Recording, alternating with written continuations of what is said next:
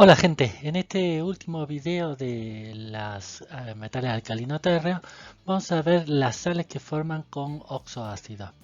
En particular vamos a aprovechar esta presentación para ver aplicación nuevamente de ciclos termodinámicos, en este caso para explicar las tendencias que se producen en las solubilidades de estas sales y también en las estabilidades térmicas, la estabilidad térmica en particular con respecto a la descomposición a los respectivos óxidos. Bueno, espero que les sirva este video. Como siempre, les agradezco la atención que están teniendo y bueno, si les está gustando el contenido, déjenmelo saber mediante un me gusta o un suscribir. Estas sales de oxoácidos son los compuestos, diría yo, más importantes que forman estos metales alcalino térreos. En ellos podemos encontrar, por ejemplo, carbonato. Tenemos el carbonato de calcio, por ejemplo, que es el más importante de todos. Forma una estructura cristalina, entre las cuales están la calcita, el aragonito y también la baterita. Y esas formas cristalinas están presentes en estructuras, por ejemplo, biológicas, como pueden ser los corales, las perlas y también, por ejemplo, los caparazones de los moluscos.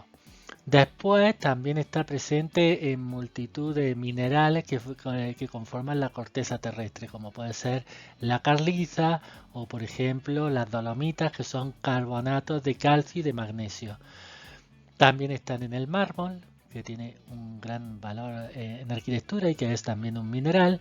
Y después tiene multitud de aplicaciones, por ejemplo la tiza, que se utiliza para dibujar en los pizarrones, está hecho de carbonato de calcio, se utiliza en pintura, en antiácidos, se utiliza también en pasta de dientes, en la industria del papel, tiene multitud de aplicaciones y una de las aplicaciones también más importantes que tiene es la obtención de la cal, porque a partir del carbonato de calcio, mediante calentamiento, se puede producir lo que es la cal viva más emisión de dióxido de carbono.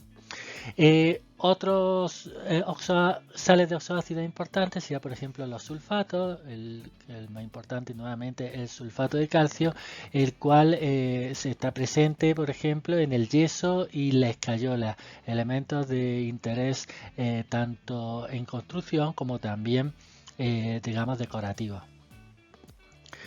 Los fosfatos, por ejemplo el fosfato tricálcico, y la hidroxiapatita, esta última, está presente también en estructuras biológicas, es el componente inorgánico de nuestros huesos.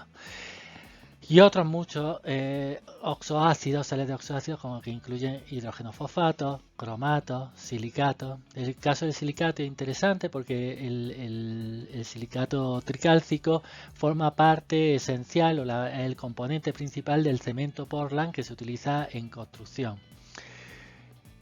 Bueno, aparte de eso, estas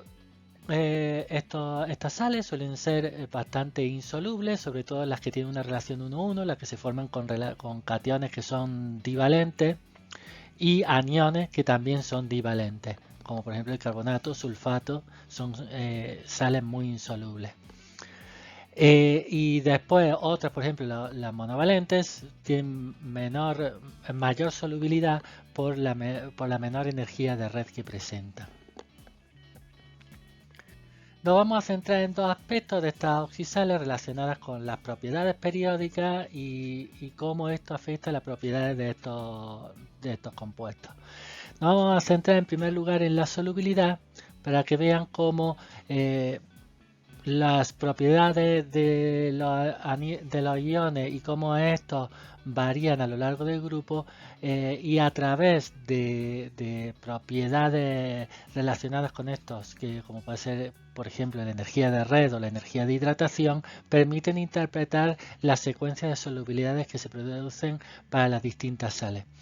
Antes nosotros hemos visto en el video anterior las sales que forman con los hidróxidos y hemos visto que por ser un anión de pequeño tamaño, estas sales presentaban una solubilidad que, aunque pequeña relativamente, aumentaba a medida que bajábamos en el grupo. Ahora vamos a ver que en aniones de gran tamaño ocurre el efecto contrario. Conforme nosotros bajamos en el grupo, lo que ocurre es una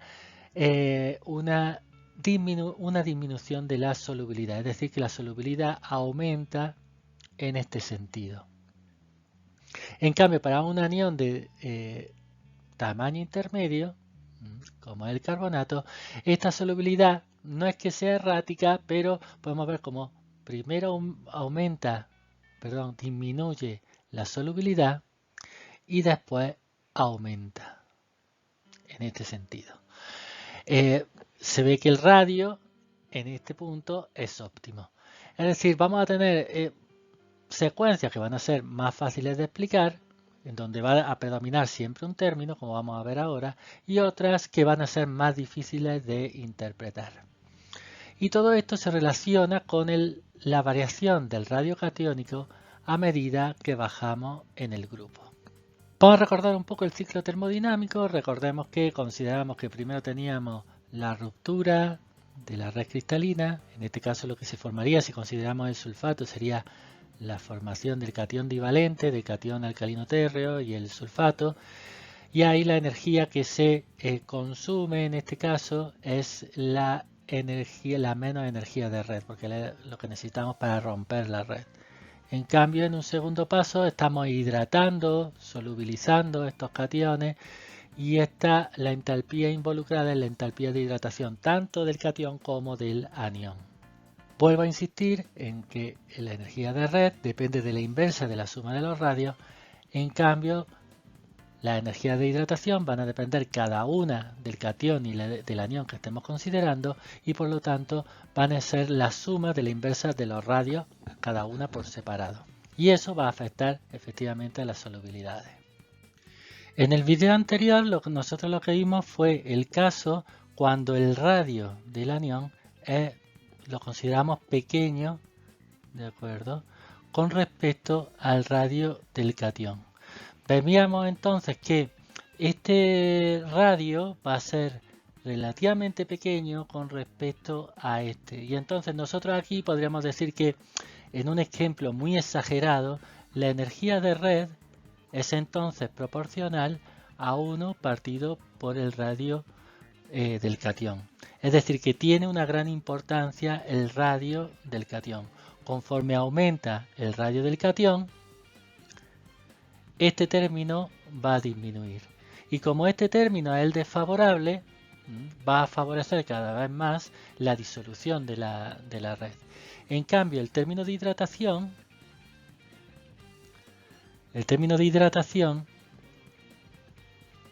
vamos a tener que el radio del anión va a ser pequeño. Luego este término va a ser muy alto y este lo podemos despreciar. Luego esto va a ser proporcional al radio del anión, considerándolo de una forma muy exagerada, ¿de acuerdo? Entonces vamos a tener un término que es constante, este de aquí es constante, y un término que va disminuyendo conforme nosotros bajamos en el grupo. Es por eso que este término que es desfavorable va entonces a producir un aumento en total de solubilidad. Este sería entonces el caso que habíamos visto antes para el hidróxido. Ahora, ¿qué es lo que va a pasar cuando nosotros tengamos un anión que sea voluminoso, considerándolo de una forma exagerada, porque como han visto en los valores de la tabla no es tan así? Supongamos que el radio del anión es mucho mayor que el radio del catión, ¿de acuerdo? Entonces vamos a tener en la energía de red un término mucho mayor, entonces este lo podemos despreciar. Entonces en este caso la energía de red, de una manera exagerada, podemos considerarlo como es proporcional al radio del anión y por lo tanto es constante porque es siempre el sulfato, en este caso el anión voluminoso, que tiene siempre, como es siempre el mismo grupo de compuestos, sigue siendo siempre el sulfato. En cambio, la entalpía de hidratación, ¿qué es lo que va a ocurrir?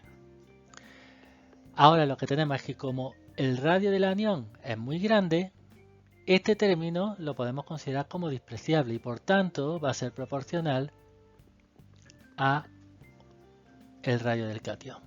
Y ¿qué va a ocurrir? Conforme nosotros bajamos en el grupo, este término va a ir disminuyendo. Luego ahora lo que está ocurriendo es que cada vez vamos disminuyendo el término que es favorable y dejamos el término desfavorable constante. ¿Eso qué quiere decir? Que cada vez el término favorable va a ser menos importante y por lo tanto cada vez la solubilidad va a disminuir. Es por eso que para aniones pequeños se tiene menor solubilidad con aniones pequeños y para aniones grandes tenemos menor solubilidad para cationes grandes. Otro aspecto que se puede explicar mediante un ciclo termodinámico es la estabilidad de los carbonatos frente a la reacción que da lugar a la formación de los respectivos óxidos. Nuevamente en este ciclo, como en la mayoría de los que hemos estado explicando, estamos viendo principalmente el término entálpico, aunque puede haber cierta contribución del término entrópico. En este caso, para la explicación de este fenómeno y de las variaciones que se producen, simplemente podemos explicarlas con el término entálpico fácilmente. Bueno, esta reacción es importante, por ejemplo, como ya les dije anteriormente, es la reacción que se utiliza para obtener cal viva a partir de carbonato cálcico. Es la cal viva que utilizamos también en construcción, por ejemplo, y que tiene aplicación en multitud de procesos, por ejemplo, procesos ambientales, también en la producción de papel, etcétera, o en algunos procesos de saponificación también. Sobre todo primitivamente se utilizaba mucho la cal viva. Para este proceso se observa que hay un aumento de la temperatura de reacción conforme avanzamos en el grupo, conforme aumenta el radio iónico. Esto se puede explicar nuevamente mediante un ciclo termodinámico.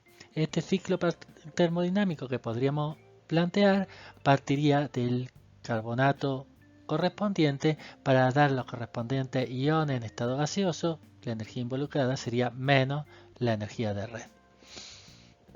El segundo paso sería la descomposición del carbonato en CO2 y óxido, el anión óxido. Y finalmente, en el último paso, lo que haríamos sería formar la nueva red, que estaría formada solamente por el catión correspondiente y el anión óxido. Y entonces la energía involucrada sería la energía de red de ese óxido. Vamos a ver cómo influye cada uno de estos términos. Vamos a tener un término que no influye en nada a las variaciones que vamos a tener en el grupo, que es el término de la entalpía de descomposición del carbonato.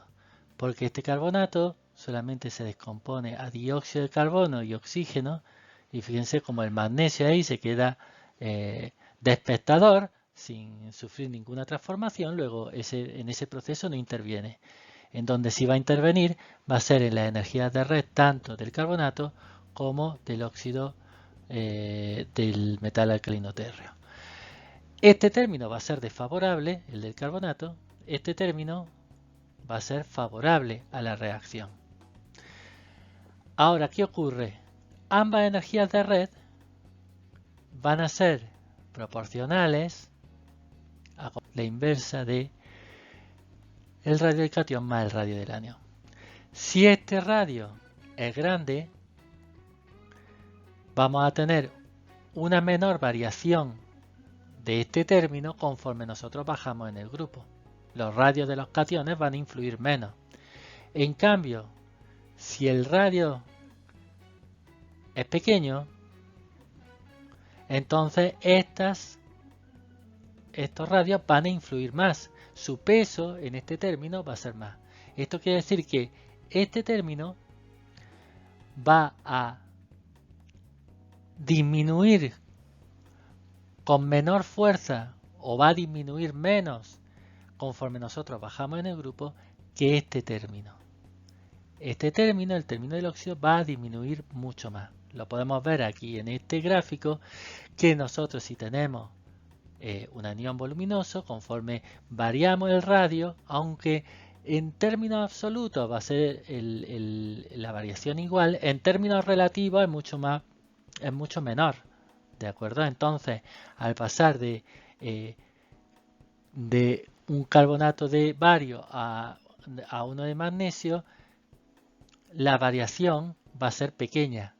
En cambio, cuando nosotros tenemos un anión pequeño, como puede ser el anión óxido, esta variación va a ser grande. Entonces, si para el bario teníamos unas diferencias de energía de red que son relativamente pequeñas, las diferencias de energía de red para el magnesio van a ser muy grandes. Entonces, ¿qué ocurre? Que cada vez, conforme subimos en el grupo y disminuimos el radio del catión, vamos a tener mayor tendencia a que se forme la fase del óxido. Entonces, por eso se necesitan menores temperaturas para formación de los respectivos óxidos. Entonces, conforme nosotros bajamos en el grupo, aumentamos la estabilidad de los carbonatos frente a los óxidos. Similares tendencias vamos a obtener con otros aniones que sean voluminosos, como pueden ser los nitratos o los peróxidos. Van a tener todas tendencias a, conforme bajamos en el grupo y tenemos menor influencia de este término de red, del término de red de los óxidos, vamos a tener mayores estabilidades de la fase, digamos, de aniones más voluminosos. Bueno, con estas oxisales terminamos con el grupo de los alcalinotérreos. En primer lugar, hemos visto la importancia de estas oxisales. No es un tema para que se aprendan de memoria, pero bueno, me parece que es parte de la formación de ustedes, que vean la importancia que tienen estas oxisales y que esto no es solamente un ámbito teórico, sino que realmente estas oxisales tienen una gran presencia tanto en la naturaleza como en multitud de aplicaciones. En lo que sí nos tenemos que centrar mucho y que gran parte de lo que digamos el contenido de la asignatura es la solubilidad y la estabilidad de estas oxisales. Hemos visto que la solubilidad depende de que estos aniones sean aniones grandes o sean aniones pequeños, debido al impacto que tienen en las variaciones tanto de la energía de red o de la entalpía de hidratación conforme nosotros bajamos en el grupo. Y eso explica las variaciones de solubilidad conforme nos desplazamos en los grupos de los metales alcalinotérreos. En segundo lugar, hemos visto la estabilidad de los carbonatos, que se puede extender, por ejemplo, a los nitratos o los peróxidos también. Y hemos visto cómo la energía de red varía de forma diferente dependiendo de que nosotros tengamos aniones pequeños o aniones voluminosos.